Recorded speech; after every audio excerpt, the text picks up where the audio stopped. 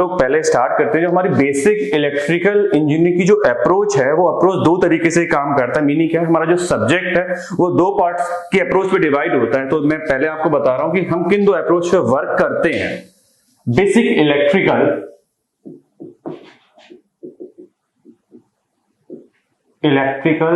Engineering approach. तो जो approach है ये दो तरीके से चलती है। एक चलती है electric circuit approach,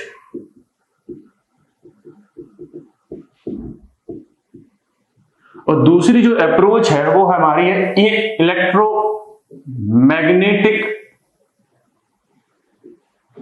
field theory approach. जो इलेक्ट्रिक सर्किट थ्योरी अप्रोच है इसी को बोलते हैं हम लम्प्ड थ्योरी। और जो हमारी दूसरी अप्रोच है that is called field theory approach, इसी का दूसरा नाम है डिस्ट्रीब्यूटेड अप्रोच।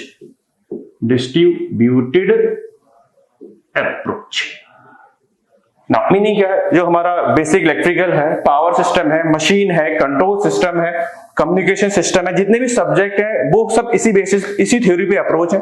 और जो हमारा EMFT है, एंटीना है, वेवगाइड है, वो इन दोनों सब्जेक्ट पे अप्रोच है। अब इन दोनों अप्रोचेस में अंतर क्या है, जो इलेक्ट्रिक सर्किट अप्रोच है ये लो फ्रीक्वेंसी अप्रोच है, और ये है जो है हाई फ्रीक्वेंसी अप्रोच है। इसमें एनालिसिस बहुत ज्यादा टफ होती है, मैथमेटिकल एनालिसिस ज्यादा है। इसमें मैथमेटिकल एनालिसिस बहुत ईजी है, सर्किट का रिप्रेजेंटेशन बहुत इजी है। तो हमारा जो मेनली सिलेबस है वो इलेक्ट्रिक सर्किट थ्योरी अप्रोच पे चलता है। तो ये मेन अप्रोच चलती बुक्स में कि बुक्स किस हिसाब से डिवाइडेड है। इसके बाद जो हम टॉपिक स्टार्ट करेंगे वो टॉपिक स्टार्ट करेंगे, पहला टॉपिक जो हमारा बेसिक इलेक्ट्रिकल इंजीनियरिंग का जो है करंट, धारा क्या होती है, धारा कितने टाइप की होती है, धारा के क्या इफेक्ट, करंट के क्या इफेक्ट होते हैं, और करंट से कितने रिलेटेड क्वेश्चन आ सकते हैं। ठीक है, यहां तक आगे बढ़ते हैं। अब हम नेक्स्ट टॉपिक की तरफ बढ़ते हैं। हमारा पहला टॉपिक है इलेक्ट्रिक सर्किट और इलेक्ट्रिक नेटवर्क, इन दोनों में क्या अंतर होता है। तो अगर हम बहुत क्लियर सी बात करें इन दोनों में अंतर क्या होता है इलेक्ट्रिक सर्किट और इलेक्ट्रिक नेटवर्क में। इलेक्ट्रिक सर्किट जो है इलेक्ट्रिकल एलिमेंट्स का इंटरकनेक्शन है, जहां पर हमें क्लोज पाथ मिलता है, कंफर्म क्लोज पाथ मिलता है। बट इलेक्ट्रिक नेटवर्क क्या है, ये भी इलेक्ट्रिकल एलिमेंट्स का इंटरकनेक्शन है, बट इसमें क्लोज पाथ नहीं मिलता है। जैसे मैं एक एग्जांपल दूं, हमारे पास एक बैटरी है और एक बल्ब लगा हुआ है। अगर हम दोनों को ना कनेक्ट करें तो ये हो गया हमारा इलेक्ट्रिक सर्किट। बट अगर मैं इन दोनों को कनेक्ट कर दे रहा हूं then it is called electric circuit. तो बेसिक डिफरेंस क्या है इन दोनों चीजों में, electric circuit is the interconnection of the electrical element which provides a confirm close path. तो इलेक्ट्रिक सर्किट जो है इलेक्ट्रिकल एलिमेंट्स का इंटरकनेक्शन है, जहां पे हमें कंफर्म क्लोज पाथ मिलता है करंट को फ्लो करने के लिए। बट जो इलेक्ट्रिक नेटवर्क है उसमें जरूरी नहीं है, बस अंतर क्या है, वहां क्लोज पाथ नहीं होगा और यहां क्लोज पाथ होगा। तो ये मेन डिफरेंस है, क्वेश्चन भी आ चुका है इस पर एक बार। हम अपना पहले टॉपिक स्टार्ट करते हैं। करंट हमने क्या लिया, कंडक्टर लिया। इसको अगर जूम करके देखेंगे तो इसको मेरे को क्रॉस सेक्शनल एरिया दिखाई देगा, लेंथ दिखाई देगी, और ये किसी मटेरियल का बना होगा, इसकी रेजिस्टिविटी होगी रो। अभी जो कंडक्टर है इसके अंदर ऐसा तो है नहीं कि करंट अपने आप फ्लो करने लगे। तो करंट को फ्लो कराने के लिए, बहने के लिए कुछ कंडीशन की जरूरत है। तो क्या कंडीशन होती है करंट को, तो पहला पॉइंट अगर देखेंगे, condition to flow the current. तो पहली जो कंडीशन है, क्या होना चाहिए, आपके पास कंडक्टर होना चाहिए।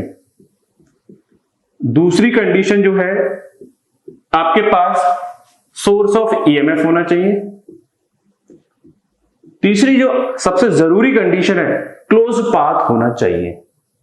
क्या होना चाहिए, क्लोज पाथ। तो करंट को फ्लो करने के लिए मेरे पास कंडक्टर होना चाहिए, सोर्स ऑफ ईएमएफ, इसको बोलते हैं विद्युत वाहक बल होना चाहिए, और तीसरी कंडीशन है जो सबसे जरूरी, क्लोज पाथ होना चाहिए।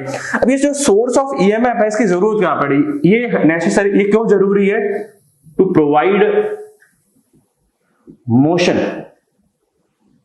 Of electron. अब देखते हैं क्या बताया हमने। अगर हम बात करें, हमने अपने कंडक्टर को जो है एक बैटरी से कनेक्ट कर दिया, ये प्लस और ये माइनस। जो हमारा कंडक्टर है इसमें फ्री इलेक्ट्रॉन होंगे, ये फ्री इलेक्ट्रॉन जो है वो प्लस की तरफ अट्रैक्ट होंगे, तो फ्री इलेक्ट्रॉन जो पॉजिटिव प्लेट की तरफ आना स्टार्ट करेंगे, बट इस सर्किट में करंट फ्लो करेगी जिसकी डायरेक्शन जो होगी वो ये होगी।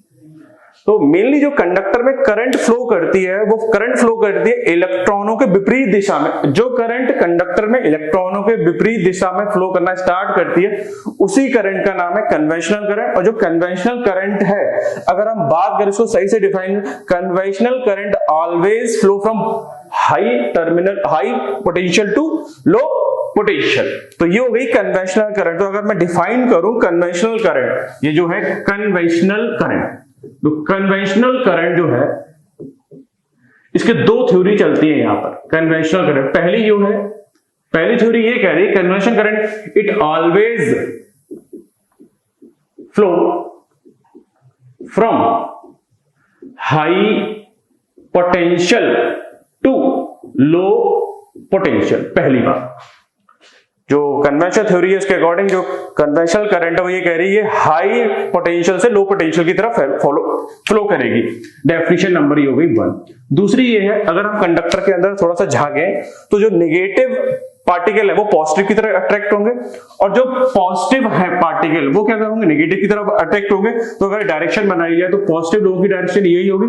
सो जो दूसरी डेफिनेशन है कन्वेंशनल करंट की वो ये है, it is the flow of positive ion. तो ये हो गई आपकी कन्वेंशनल करंट। बट खास बात और क्या देखते हैं कन्वेंशनल करंट में, जब कन्वेंशनल करंट फ्लो करती है तो जितने भी इलेक्ट्रॉन हैं उनमें समान पोटेंशियल दिखाई देता है। तो जब भी किसी कंडक्टर में करंट फ्लो करेगी, इलेक्ट्रॉन जो है वो अपोजिट डायरेक्शन में फ्लो करेंगे कन्वेंशनल करंट के, और उन इलेक्ट्रॉनों पर जो है पोटेंशियल क्या होगा, कांस्टेंट होगा। तो ये जो है करंट के रिलेटेड बात है। ठीक है यहां तक ना। अब करंट से रिलेटेड आगे बात स्टार्ट करते हैं। करंट है क्या, I is Q by T। तो अगर करंट को और डिफाइन करें हम, पर सेकंड में कितने नंबर ऑफ चार्ज एक स्थान से दूसरे स्थान तक ट्रांसफर हो रहे हैं, दैट इज करंट कहते हैं उसको। तो इसको और थोड़ा सा डिफाइन करें। सबसे पहले मैं बात कर रहा हूं करंट की यूनिट। अगर करंट की यूनिट देखें तो यहां से देखें करंट है Q बाई T, तो पहली यूनिट हो गई इसकी कूलाम बटे second. 1 coulomb upon 1 second, that is also called 1 ampere. तो ये पहली बात हो गई इस करंट से रिलेटेड। दूसरी अगर बात करें हम,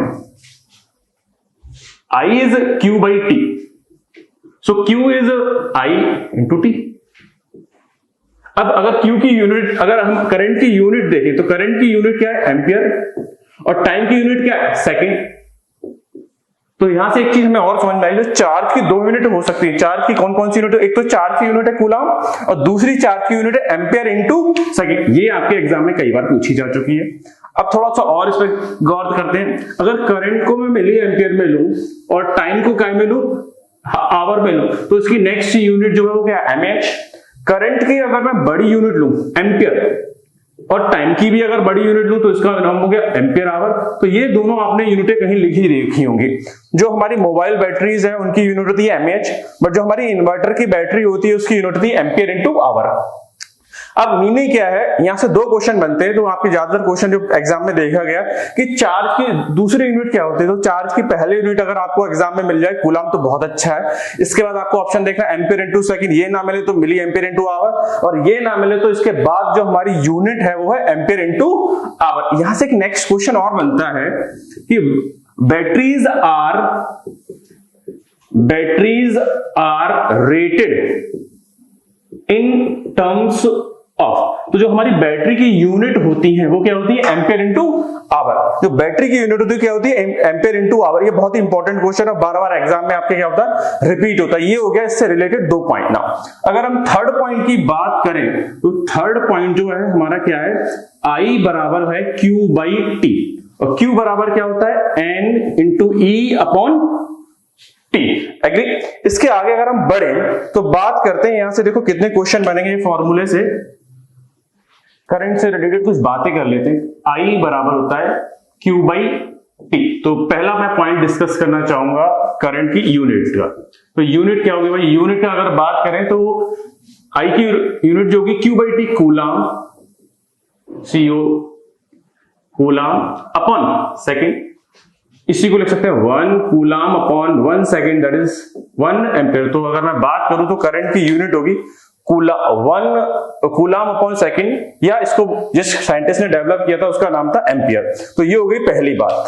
दूसरी बात, अगर करंट से स्टार्ट करें, I बराबर जो होता है Q बाई टी। अगर यहां से देखें Q बराबर क्या हो जाएगा, I इंटू टी। तो मैं चार्ज की यूनिट देखता हूं, चार्ज की जो यूनिट है वो होती है कूलाम, बट आपको जो पेपर में कूलाम नहीं मिलेगी, मिलेगा क्या, दूसरी यूनिट। वो दूसरी यूनिट क्या हो सकती है, तो पहला मैं देखता हूं यहां से करंट की पहली यूनिट जो है वो है एम्पियर, दूसरी यूनिट क्या है, सेकंड। तो पहला ऑप्शन हो गया आपका एम्पियर इंटू सेकंड, काफी बार एग्जाम में पूछा है।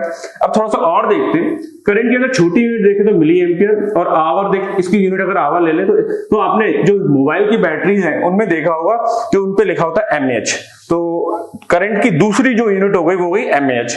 और देखते हैं तीसरी यूनिट क्या हो सकती है, करंट को अगर लार्ज क्वांटिटी में ले तो एम्पियर, और टाइम को अगर आवर में ले तो ये एम्पियर।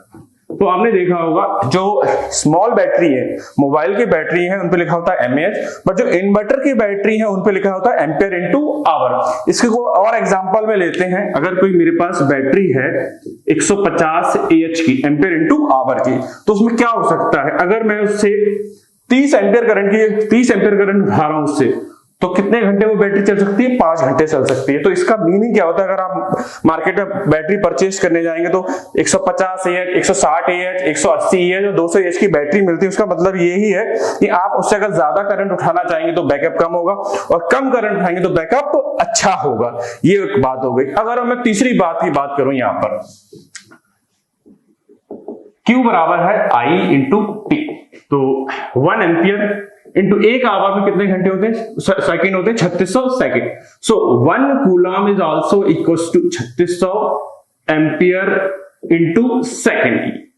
तीन बातें हो गई यहां से। अगर मैं करंट के बारे में करंट और चार्ज के बारे में बात करूं, चौथी बात जो है वो ये है,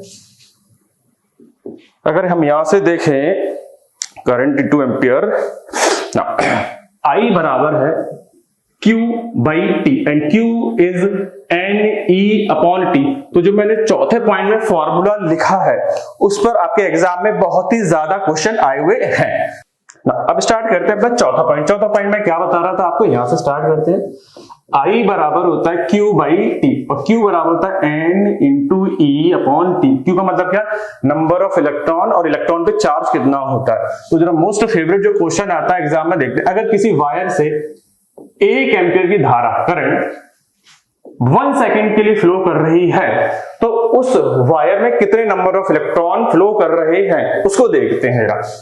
तो इस फॉर्मूले में पुट करते हैं 1 ampere into N into electron पे चार्ज होता है 1 इंटू 1.6 इंटू 10 की घात -19, और टी की वैल्यू है 1 सेकेंड। तो यहां से अगर क्रॉस मल्टीप्लाई करें, एन बराबर हो जाएगा 1 अपॉन 1.6 इंटू 10 की घात -19। इसको और आगे अगर सॉल्व करें तो ये हो जाएगा 0.625 इंटू 10 की घात 19। इसको और सही से सेट कर लें तो हो जाएगा 6.25 इंटू 10 की घात 18 इलेक्ट्रॉन।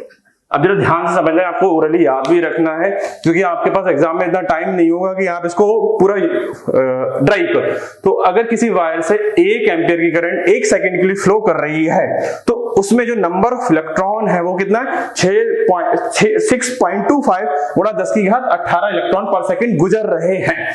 इसी से और जो क्वेश्चन बनते हैं वो उसको मैं आगे डिस्कस करता हूं। हमने यहां देखा 1 एम्पियर की करंट अगर 1 सेकंड के लिए किसी वायर से फ्लो करती है, तो जो नंबर ऑफ इलेक्ट्रॉन है वो है 6.25 इंटू 10 की घात 18। अगर मैं यहां से कहूं एक ही उसी वायर से 1 मिली एम्पियर की करंट 1 सेकंड के लिए फ्लो कर रही है, तो उसमें इलेक्ट्रॉन कितने होंगे, तो उसमें देखते हैं 6.25 इंटू 10 की 3 घातें कम कर लेते हैं, तो ये हो जाएगा 10 की घात 15। फिर मैं कहूं अगर उसी वायर से 1 माइक्रो एम्पियर की करंट फ्लो कर रही है, तो जो हमारे इलेक्ट्रॉन होंगे 6.25 गुणा 10 की घात, अगर हम 6 कर दें 10 की घात 12 हो जाएगा। और अगर मैं कहूं 1 नैनो एम्पियर फ्लो कर रही है, तो 6.25 गुणा 10 की घात कितना हो जाएगा 9। तो हमें बड़ा अच्छे से याद करना है कि किसी वायर से 1 एम्पियर की करंट 1 सेकंड के लिए फ्लो कर रही है तो उसमें नंबर ऑफ इलेक्ट्रॉन कितने होंगे 6.25 इंटू 10 की घात 18 इलेक्ट्रॉन। ऐसे ही 1 milli ampere, 1 micro ampere, 1 nano ampere. अब यहां से खास बात क्या है, यहां से कई बार आपके एग्जाम में क्वेश्चन आए हुए हैं। वो करेगा क्या आपके एग्जाम में, करंट की वैल्यू दे देगा, टाइम को मिनट में कर देगा, इलेक्ट्रॉन पे चार्ज आपको पता होना चाहिए, अगर पता नहीं है तो वहां गिवन होगा न्यूमेरिकल। तो आपसे ज्यादातर क्वेश्चन जो आता है कि किसी वायर में कोई करंट की वैल्यू दे देगा, टाइम दे देगा और इलेक्ट्रॉन पे चार्ज पता होगा तो बार बार क्या पूछेगा, नंबर ऑफ इलेक्ट्रॉन पूछेगा और आपके स्टेट लेवल और जितने भी जेईई के एग्जाम में कई बार ये क्वेश्चन देखा गया है। इस टॉपिक में एक अभी क्वेश्चन डिस्कस करता हूं कि कैसे आता है ये क्वेश्चन। स्टार्ट करते हैं। हमारे पास एक कंडक्टर है, a conductor has a constant current of 6 ampere. How many electron passes a fixed point on the conductor in 2 minutes?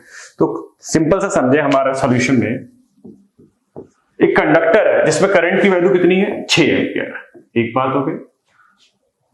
हमें निकालना क्या है, नंबर ऑफ इलेक्ट्रॉन निकालने हैं और टाइम कितना दे रखा है 120 मिनट। अब आपसे ये ध्यान रखना है, आपको फोकस जिस बात पे करना है, टाइम को सेकंड में लेना है क्योंकि आपको जो फंसाएगा क्वेश्चन में वो टाइम को या तो मिनट में रखेगा या आवर में बढ़ा देगा। तो आपको पता होना चाहिए 1 मिनट में 60 सेकंड होते हैं और 1 घंटे में 3600 सेकंड होते हैं। इस बात का बहुत ध्यान रखना होगा। तो फॉर्मूले का यूज करते हैं, आई बराबर होता है Q/T और Q बराबर होता है NE/T। तो वैल्यू रखते हैं 6 एम्पियर इंटू N, इलेक्ट्रॉन पे चार्ज पता ही होना चाहिए आपको, ये हो गया। और T की वैल्यू कितनी दी है 2 मिनट। तो 2 मिनट बराबर कितना होता है, 1 मिनट बराबर 60 सेकंड। सो 1 मिनट बराबर 60 सेकंड, तो 2 मिनट बराबर कितना हो जाएगा आपका 120 सेकंड हो जाएगा। तो वैल्यू रखते हैं यहां पर। सो 120 N इक्वल्स टू, अगर लिखें 6 इंटू 120 डिवाइड बाई 1.6 इंटू 10 की घात -19। अब जरा आपको कैलकुलेशन में बड़ा स्ट्रांग होना है क्योंकि आपके जो स्टेट लेवल के एग्जाम है वहां कैलकुलेटर तो होगा नहीं, तो कैलकुलेशन में बड़ा फोकस करना है। मैं जो डेटा बताऊंगा उतना याद भी रखना है क्योंकि ये जो डेटा होगा वो आपको कैलकुलेशन में बड़ी हेल्प करेगा। तो मैं देखूं 12 छंग होते हैं 72, तो ये वैल्यू हो गई 720 और ये वैल्यू भी मैंने लिखी थी 1.6 इंटू 10 की घात -19। तो मैंने देखा था 1/1.65 1/1.6 इंटू 10 की घात जो 19 थी उसकी वैल्यू थी 720 गुणा 0.65 इंटू 10 की घात 19। इसी को हमने जो सही करके लिखा था वो लिखा था 6.25 गुणा 10 की घात 18। अब इन दोनों को हम गुणा कर लें 6.25 इंटू 720 तो ये वैल्यू आ रही है 4500 गुणा 10 की घात 18 और इसको अगर 0 सेट कर लें सही से तो ये हो गया 4.5 इंटू 10 की घात 21 इलेक्ट्रॉन जो है आपके सर्किट से गुजर रहे होंगे। तो ये रहा आपका क्वेश्चन का आंसर। तो बड़ा सिंपल सा मैंने ध्यान रखना, फिर से बता रहा हूं, इस फॉर्मूले पे आपके स्टेट लेवल में और जितने भी जेईई के एग्जाम है उनमें कई बार क्वेश्चन रिपीट होता है, बट बच्चों को यही नहीं पता चलता कि करंट दी है, टाइम दी है, तो नंबर ऑफ इलेक्ट्रॉन कैसे निकलेंगे। तो बड़ा मोस्ट इंपॉर्टेंट फॉर्मूला है, इस पे बहुत बार क्वेश्चन रिपीट है। इससे पहले मैंने रिपीट किया था कि 1 एम्पियर करंट किसी वायर से गुजर रही है तो उसमें नंबर ऑफ इलेक्ट्रॉन होते हैं 6.25 इंटू 10 की घात 18। 1 मिली एम्पियर फ्लो कर रही तो कितना होगा, 1 माइक्रो एम्पियर फ्लो कर रही तो कितना होगा और 1 नैनो एम्पियर हो रही तो कितना। ये तो आपको बिल्कुल याद रखने हैं। इसके बाद जो इस टॉपिक को बड़े अच्छे से न्यूमेरिकल में तैयार करना है कि कहां पर आपसे कैलकुलेशन मिस्टेक होनी है, ये ध्यान रखना है। कैलकुलेशन मिस्टेक का मतलब है ये जो डेटा है 1/1.65 इंटू 10 की पावर -19, इसको बड़ा अच्छे से याद करना है क्योंकि कैलकुलेटर होगा नहीं तो आप इसको जस्ट अप्रोक्सीमेट देखेंगे वहां एक ऑप्शन मिल जाएगा आपको। डन। तो आगे बढ़ते हैं। अब तक हमने करंट के बारे में 4 पॉइंट्स देखे, अब 5वां पॉइंट डिस्कस करते हैं। जो करंट है उसको दूसरी तरीके से कैसे डिफाइन कर सकते हैं। तो अगर आपने पढ़ रखा हो 12th में या मैग्नेटिक सर्किट में, हमारे पास 2 वायर है जो इनफाइनाइटली लॉन्ग है, बहुत इनफाइनाइटली लॉन्ग है और उनमें करंट जो है सेम डायरेक्शन में भी हो सकती है या अगर हम बात करें तो अपोजिट डायरेक्शन में भी हो सकती है। क्या मीनिंग है इसका, हमारे पास 2 वायर है इनफाइनाइटली लॉन्ग है, उनमें करंट जो है सेम डायरेक्शन में भी हो सकती है, अपोजिट डायरेक्शन में भी हो सकती है, वो एक दूसरे से जो है 1 मीटर दूर है। तब इन पे जो फोर्स की वैल्यू है उसका फॉर्मूला है F = μ0/2 pi into I1 I2 into L upon D. इसका डेरिवेशन हम लोग देखेंगे मैग्नेटिक सर्किट में, क्योंकि मुझे यहाँ पे करंट को डिफाइन करने की जरूरत है। अगर इसके आगे बात करें, दो पैरेलल वायर हैं जो इनफाइनाइटली लॉन्ग हैं, वो अपने आप से एक दूसरे से 1 मीटर दूर है, तब अगर फोर्स पर यूनिट लेंथ जो है 2 गुणा 10 की घात -7 न्यूटन पर मीटर आ गया, तब हम कहते हैं कि उन वायर में से जो है 1 एम्पियर की करंट फ्लो कर रही है। देखते कैसे। F अपॉन L बराबर म्यू नॉट अपॉन 2 पाई 1 into 1 upon 1। Mu naught upon 2 पाई की म्यू नॉट की वैल्यू होती है 4 पाई इंटू 10 की घात -7, और 2 पाई तो ऐसे ही रहा, सो 2 पाई से 2 पाई कैंसिल हो गया, इधर मैं लिख रहा हूं। So force per unit length जो आ गई 2 गुणा 10 की घात -7 न्यूटन पर मीटर। तो करंट को डिफाइन करने का क्या तरीका है, अगर मैं आप सही से बात करूं, अगर दो इनफाइनाइटली लॉन्ग कंडक्टर है, उन दोनों में से 1 एम्पियर की अगर करंट फ्लो कर रही है, तो उनके बीच जो फोर्स होता है उसकी वैल्यू होती है 2 गुणा 10 की घात -7 न्यूटन पर मीटर। अब यहाँ पे थोड़ी सी और हल्की सी और बात कर लेते हैं। अगर दो वायर सेम डायरेक्शन में करंट को कैरी कर रहे हैं, तो उनके बीच जो फोर्स होता है वो अट्रैक्टिव फोर्स होता है, बट अगर अपोजिट डायरेक्शन में तो जो फोर्स। अब देखते हैं करंट के रिलेशन से छठी बात। ठीक है, छठी बात क्या है, करंट के इफेक्ट। करंट इफेक्ट, तो पहले मैं आपको बात कर दूं हमें कैसे पता चलेगा करंट है। तो करंट को हम उनके इफेक्ट से पता कर सकते हैं कि करंट है। तो करंट के यहां पर हमारे पास 3 इफेक्ट हैं। पहला जो इफेक्ट है वो है हीटिंग इफेक्ट। हीटिंग इफेक्ट का मतलब क्या, अगर आप किसी वायर से T समय के लिए कोई करंट अगर पास कराओगे, तो वो वायर में क्या पैदा हो जाएगी, हीट पैदा हो जाएगी। और हीट का फॉर्मूला सबको पता ही है, H बराबर I² R RMS R into T. तो पहला इफेक्ट है हीटिंग। हीटिंग इफेक्ट कहां कहां यूज हो सकता है, हीटिंग इफेक्ट यूज होता है आपका हीटर में, ओवन में और बल्ब में। इतनी जगह आपका हीटिंग इफेक्ट यूज हो सकता है। दूसरा जो इफेक्ट है वो है मैग्नेटिक इफेक्ट। और मैग्नेटिक इफेक्ट जो है इलेक्ट्रिकल इंजीनियरिंग के हिसाब से बड़ा इंपॉर्टेंट है, मैग्नेटिक इफेक्ट। तो बात करते हैं मैग्नेटिक इफेक्ट की। तो अगर आपने 12th में या आपके diploma engineering first year classes में जो पढ़ रखा हुआ है, या बीटेक के फर्स्ट ईयर क्लासेस पढ़ रखा होगा, जब किसी करंट कैरिंग कंडक्टर को किसी मैग्नेटिक फील्ड में रखते हैं तो उस पर एक फोर्स लगता है। उस फोर्स का नाम होता है लॉरेंज फोर्स। उस फोर्स के अकॉर्डिंग जितनी हुई हमारी रोटेटिंग मशीन है वो काम कर रही है, और उसकी स्टडी जो डिटेल स्टडी है वो हम लोग मैग्नेटिक सर्किट में पढ़ेंगे ध्यान से, क्योंकि यहाँ पे जस्ट इंट्रोडक्शन में बता रहा हूँ कि करंट को कितनी तरीके से यूज करा जा सकता है या करंट के एप्लीकेशन क्या क्या हो सकते हैं। तो मैग्नेटिक इफेक्ट, तो मैग्नेटिक इफेक्ट में अगर मैं एग्जांपल की बात करूं, तो मैग्नेटिक इफेक्ट में हमारे जितनी भी रोटेटिंग मशीन है वो इसी पे चल रही है। दूसरा है जो इलेक्ट्रिक बेल है, वो भी किसी बात पे चल रही है, इसी भी बात पे चल रही है। जो करंट का तीसरा इफेक्ट है, करंट का जो तीसरा इफेक्ट है उसका नाम है केमिकल इफेक्ट। ना केमिकल इफेक्ट कहां यूज होता है, पहले मैं एग्जांपल दूंगा। केमिकल इफेक्ट का पहला एग्जांपल है बैटरीज में, जितनी भी आपकी जो बैटरी है उनमें वो केमिकल इफेक्ट पे चल रही है। और दूसरा जो एग्जांपल है वो है इलेक्ट्रोप्लेटिंग में। तो मेनली क्या है, करंट के 3 इफेक्ट हैं जो एग्जाम में बार बार पूछे जा रहे हैं, हीटिंग इफेक्ट, मैग्नेटिक इफेक्ट और केमिकल का। हीटिंग इफेक्ट पे हीटर, ओवन और बल्ब चल रहा है, और भी बहुत सारे लोग हो सकते हैं बट वो हम डिस्कस नहीं करेंगे। मैग्नेटिक इफेक्ट हमारे इलेक्ट्रिकल के हिसाब से बहुत इंपॉर्टेंट है। उसमें एग्जाम्पल दिया रोटेटिंग मशीन, इलेक्ट्रिक बेल, और जो केमिकल इफेक्ट है उसमें मैं लिख दे रहा हूं यहां पर। जो एग्जांपल है पहला वो है बैटरी, और दूसरा जो है इलेक्ट्रोप्लेटिंग। तो हमारे करंट के 3 इफेक्ट हो गए यहां पर। तो बात करते हैं हम अपने नेक्स्ट टॉपिक की तरफ। जो हमारा नेक्स्ट टॉपिक है उसको डिस्कस करते हैं, ठीक है। नेक्स्ट देखते हैं हम डीसी वर्सेस एसी करंट में अंतर। तो मैं यहां से स्टार्ट कर रहा हूं इस बार।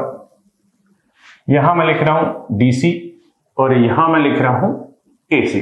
तो पहला पॉइंट जो है डीसी में वो है रिप्रेजेंटेशन। रिप्रेजेंटेशन, तो अगर आपने देखा होगा रिप्रेजेंटेशन आई और ये तरह टी। तो जो डीसी है वो कांस्टेंट करंट है, कांस्टेंट मैग्नीट्यूड करंट। तो यहां पर मैं लिख सकता हूं I बराबर K, और K का मान कुछ भी हो सकता है, 1 एम्पियर, 2 एम्पियर, 3 एम्पियर।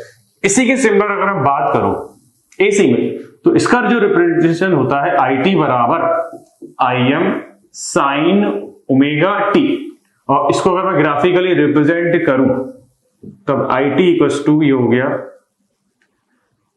ये pi by 2, 0 pi, 3 pi by 2 और 2 पाई, और ये एक हुई। अब जरा ऑब्जर्वेशन लेने हैं यहां से। दूसरा पॉइंट, डीसी में अगर मैं देखूं, ग्राफ को देखूं, तो इसका मैग्नीट्यूड और जो डायरेक्शन है वो क्या है, फिक्स। तो हमारा नेक्स्ट पॉइंट क्या बना, in DC current has constant magnitude and direction. But इसी के सिमिलर अगर मैं एसी में बात करूं, in AC the current is changing at every instant of time. अगर मैं बात करूं 0 पे करंट की वैल्यू 0 है, पाई बाई 2 पे IM है, पाई पे कितनी है 0, 3 पाई बाई 2 पे माइनस है, और 2 पाई पे फिर क्या है 0। और इसी के साथ 0 से पाई के बीच में इसका मान पॉजिटिव है, और पाई से 2 पाई में ये कैसी है, नेगेटिव है। तो यहां पर हम क्या बात करते हैं, in AC current magnitude and direction are variable with respect to time. ये हो गई हमारी 3 बातें, सॉरी 2 बातें। थर्ड पॉइंट देखते हैं। अगर हम डीसी में देखें, जो डीसी की साइकिल है वो रिपीट नहीं हो रही है, जो रिपीट नहीं हो रही है तो उसकी फ्रीक्वेंसी कितनी हो गई, 0। तो टाइम कितना हो गया, इनफाइनाइट। बट अगर हम एसी में देखें तो हमारी जो साइकिल है वो 2 पाई के बाद रिपीट हो रही है, तो इसकी जो फ्रीक्वेंसी होती है, अगर आपको पता हो, इंडिया की जो फ्रीक्वेंसी है वो है 50 हर्ट्ज, और टाइम पीरियड अगर निकालें t = 1/f से ही आ जाएगा 20 मिली सेकेंड। तो अब तक हमने यहाँ 3 अंतर देखे। पहला अंतर क्या है, रिप्रेजेंटेशन, दूसरा क्या है मैग्नीट्यूड और डायरेक्शन, और तीसरा टाइम और फ्रीक्वेंसी। तो अगली बात करते हैं फोर्थ।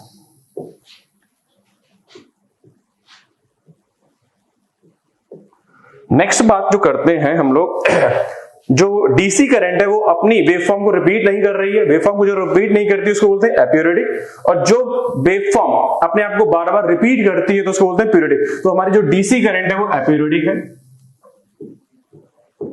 और जो एसी करंट है वो कैसी है, पीरियोडिक। अगली बात देखते हैं, 5वां पॉइंट। अगला पॉइंट देखते हैं, जो एसी क्वांटिटीज है, जो एसी वोल्टेज है, करंट है, उनकी कुछ प्रॉपर्टी होती है, जैसे average value, RMS value, form factor, peak factor. इनके रिस्पेक्ट में बात करते हैं। बाकी जो उनके डेरिवेशन है वो आपको मैं इसके सारे डेरिवेशन एसी में करा दूंगा, बट यहाँ जस्ट मुझे कंपेयर करना है कि एसी करंट और डीसी करंट में क्या अंतर होते हैं, तो डायरेक्ट मैं फॉर्मूले का यूज करूंगा। तो बात करते हैं नेगलेक्ट पॉइंट में। सपोज कोई डीसी करंट है जिसका मैग्नीट्यूड है IM, तो पहला पॉइंट क्या होगा, एवरेज वैल्यू, आरएमएस वैल्यू। अगला पॉइंट है फॉर्म फैक्टर, अगला पॉइंट है पीक फैक्टर। तो अगर आपको पता हो, एवरेज वैल्यू जो होती है डीसी की IM होती है, आरएमएस वैल्यू भी IM होती है, जो फॉर्म फैक्टर होता है वो होता है आरएमएस अपॉन एवरेज, तो ये वैल्यू भी 1 आएगी। जो फॉर्म पीक फैक्टर होता है उसकी वैल्यू होती है मैक्सिमम अपॉन आरएमएस, तो वो भी 1 आएगा। बट अगर एसी में आप लोगों को याद हो, तब यहां होता है करंट बराबर होती है IM साइन ओमेगा टी। तो हमने देखा जो डीसी करंट है उसकी एवरेज वैल्यू IM होती है, आरएमएस वैल्यू भी IM होती है, फॉर्म फैक्टर भी 1 होता है, पीक फैक्टर भी 1 होता है। अब मैं डायरेक्ट फॉर्मूले का यूज करूंगा, जो मैंने फिर बताया, जिसके प्रूफ है वो मैं एसी में सब करवाऊंगा। तो देखते हैं यहाँ पर, तो यहाँ पे देखते हैं जो एवरेज वैल्यू होती है वो होती है 2IM/पाई, और इसी को अगर मान में लिखें, वैल्यू में लिखें 0.637 IM। आरएमएस वैल्यू की बात करूं तो ये होती है IM upon √2, that is 0.707 IM। और अगर मैं के फॉर्म फैक्टर की बात करूं, आरएमएस अपॉन एवरेज, इसका अगर रेशियो में लूंगा तो ये आएगा 1.11। और अगर मैं पीक फैक्टर लूं, जो कि क्या होता है मैक्सिमम अपॉन आरएमएस, इसकी वैल्यू आएगी 1.414, इसी की वैल्यू होती है √2। तो जरा ध्यान से देखना है। अगर डीसी का क्वेश्चन आ गया और आपसे maximum sorry average RMS value पूछी जाए तो जो उसका मैक्सिमम वैल्यू है वही आंसर दे दोगे।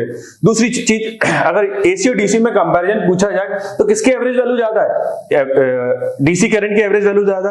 आरएमएस की वैल्यू पूछी जाए तो फिर डीसी की ज्यादा, क्योंकि यहाँ कितना है 63.7%, आरएमएस कितना है 70.7, ये 100% है। फॉर्म फैक्टर इसका फॉर्म फैक्टर डिफरेंट है, ये कोई इशू नहीं है इसमें कि फॉर्म फैक्टर ज्यादा है नहीं। अगली बात करते हैं छठी, हीटिंग इफेक्ट। H बराबर होता है I square R into T. तो H बराबर I स्क्वायर इंटू टू। तो अगर हम देखें AC अपॉन DC में हीट का रेशियो किसका ज्यादा होगा, और इससे एक नेक्स्ट क्वेश्चन रिलेटेड होता है कि एक हीटर को हम AC पे भी लगा रहे हैं और DC पे भी लगा रहे हैं, तो इन दोनों में हीट जो है वो किस पॉइंट पे बराबर होगी। तो अगर देखते हैं, चेक करते हैं कि कैसे आएगी।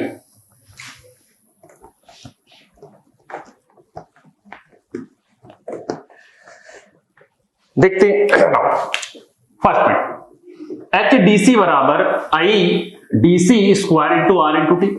एच ए सी बराबर I A C square into R T. Divide करते हैं, H D C upon H A C बराबर आर से आर और टी से टी कैंसिल हो जाएगा, I D C square upon I A C square. Now I D C की आपकी वैल्यू पता है आई एम स्क्वायर, बट यहां क्या वैल्यू होती है I M upon root two का स्क्वायर, तो आई एम से आई एम कैंसिल, ये वैल्यू आ जाएगी 2। तो अगर मैं पहला क्वेश्चन देखूं, डीसी और एसी में जो हीट का अनुपात है वो क्या होगा 2:1। तो आपसे डायरेक्ट क्वेश्चन पूछ लेगा कि एसी की हीट इतनी है तो डीसी में हीट कितनी होगी।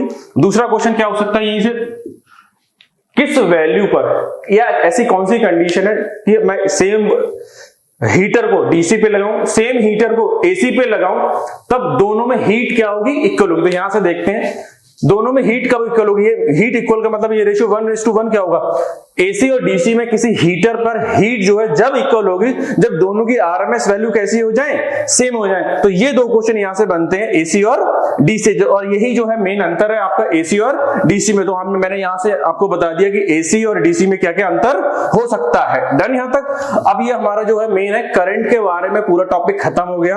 करंट से रिलेटेड लगभग 15 से 20 क्वेश्चन आपको मिल जाएंगे ओवरऑल जितने भी एग्जाम आए हुए हैं। तो ये आपका करंट टॉपिक फिनिश।